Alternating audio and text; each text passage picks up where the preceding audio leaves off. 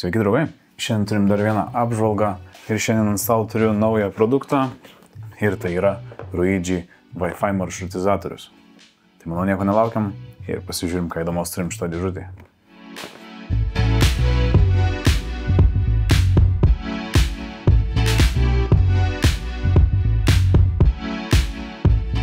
Taigi, kaip jau pastebėjot ir kaip minėjau praeitame video, mūsų pavadinimas pasikeitė, dabar vadinamės ne vien Security Box, o vadinamės BK grupiai. Ačiū visiems, kas prenumeruojat, jūsų jau virš 3,5 tūkstančio.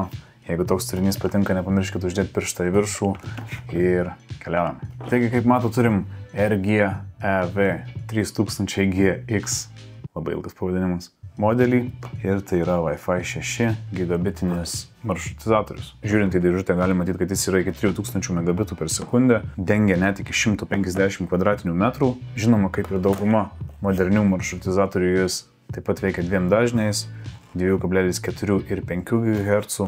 Pirmas dalykas, atidarius dėžę gaunam greitą instaliavimo gidą ir garantinę kortelę. Taip pat turim LAN laidą, maitinimo blokelį, na ir žinoma, gaunam patį maršrutizatorių.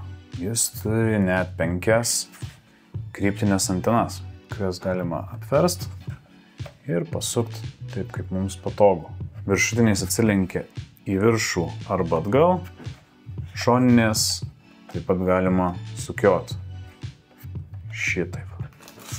Viena iš geresnių šio maršrutizatoriaus funkcijų yra Ruidži Router mobili programėlė, kurioje greitai ir patogiai maršrutizatorių galima konfigūruoti ir keisti jo nustatymus. Taip pat toje pačioje programėlėje matomi parsiuntimo ir išsiuntimo greičiai, prisijungusių vartotojų sąrašas. Žinoma, galima uždėti greitaveikos limitus tam tikriems įrenginiams arba juos visiškai užblokuoti. Taip pat yra tėvų kontrolės nustatymai.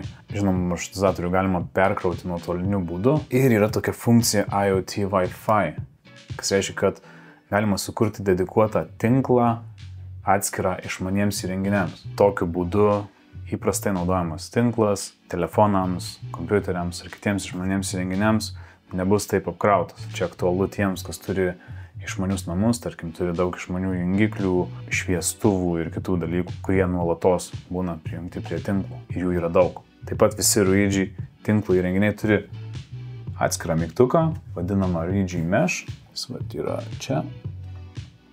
Ir vienu šio mygtuko paspaudimu galima sukonfigūruoti mešą, kitaip tariant, sujungti tam tikrus Ruidži įrenginius. Pats maršrutizatorius yra Wi-Fi 6 standarto, maksimalus Wi-Fi greitis anot gamintojo yra toks, tai kaip matot 5 GHz dažnyje greitis yra beveik 5 kartus didesnis nei 2,4. Rekomenduojamas prijungtų įrenginių skaičius yra 60, nors pats routeris palaiko net iki 192 įrenginių. Na ir labai svarbus paminėti dalykas, kad Ruidži įrenginiams taikoma net 3 metų garantija. Gale taip pat turim reset mygtuką, maitinimo lizdą, vieną WAN prievadą ir 4 LAN prievadus. Priekinėje dalyje turim LED indikatorių ir iš šonų, kaip matom, nieko nėra. Jį paleis praktiškai nieko konfigūruoti nereikia, jungiam į maitinimą ir routeris jau veikia. Žinoma, routerio apatinėje dalyje galima matyti visą standartinę informaciją. Norėdami prisijungti prie konfigūravimo, tą informaciją turim pasižiūrėti čia. Taip pat čia turim QR kodą, kurį nuskanavę galėsim parsisiųsti mano jau anksčiau minėtą Ruidži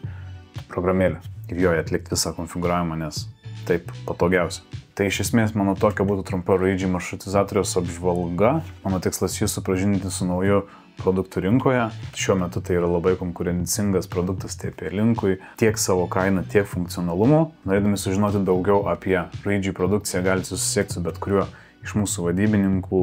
Net nebejoju, kad jums padės išsirinkti geriausią jums tinkamą sprendimą. Jei ši trumpa apžvalga buvo bent kažkiek naudinga, nepamirškite uždėti pirštą į viršų, užsiprenumeruoti kanalą, įsijungti varpelį, tokiu būdu nepraleisti pačių naujausių produktų apžvalgų. Šiam kartui mano tiek ir pasimatom kitose apžvalgose. Iki.